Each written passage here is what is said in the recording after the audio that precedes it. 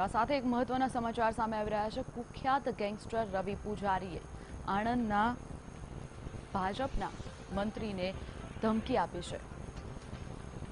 જણાવી દઈએ કે ગોપાલ રાहुलજીને ધમકી આપવામાં આવી છે।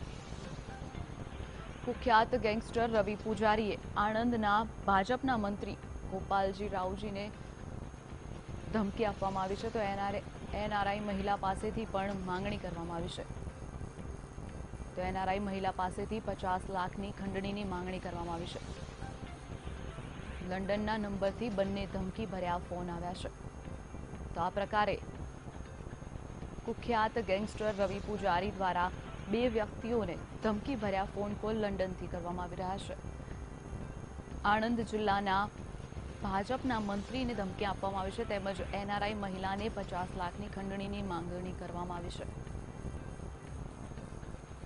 આણંદ જિલ્લાના ભાજપના મંત્રી ગોપાલ રાहुलજીને કુખ્યાત ગેંગસ્ટર રવિ પૂજારીનો લંડનથી ધમકી ભર્યો ફોન આવ્યો છે। ફોન કરીને 10 લાખ રૂપિયાની ખંડણીની માંગણી કરી છે। તો એનઆરઆઈ મહિલા પાસેથી પણ ખંડણીની માંગ કરી છે। એનઆરઆઈ મહિલા પાસેથી 50 લાખની ખંડણીની માંગ કરવામાં આવી છે। આ સાથે રવિ પૂજારી નામનો કુખ્યાત ગેંગસ્ટર ફરી એકવાર સક્રિય થયો હોય તેવું કહી શકાય। રવિ પૂજારી દ્વારા લંડનથી બે ધમકી ભર્યા ફોન આવ્યા છે। બંને અલગ અલગ વ્યક્તિઓને લંડનના નંબરથી તેમને ફોન કરવામાં આવ્યા છે।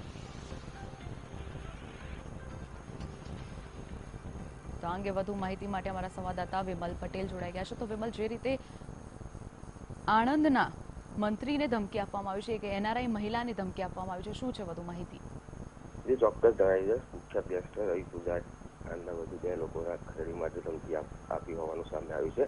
ઓર પાલિકાના પ્રમુખ ગોપાલજી રાहुल જેને અલ્પાબેન નામની મહિલાને વિદેશી નંબર પરથી ફોન આવ્યો હતો, જેમાં રવિ પૂજારી બોલ રહ્યા તેમ કહીને એક પાસેથી લાખ અને મહિલા પાસેથી 50 લાખની ખંડણી કરવામાં આવી હતી। જી વિમલ, બિલકુલ, સમગ્ર માહિતી બદલ આભાર।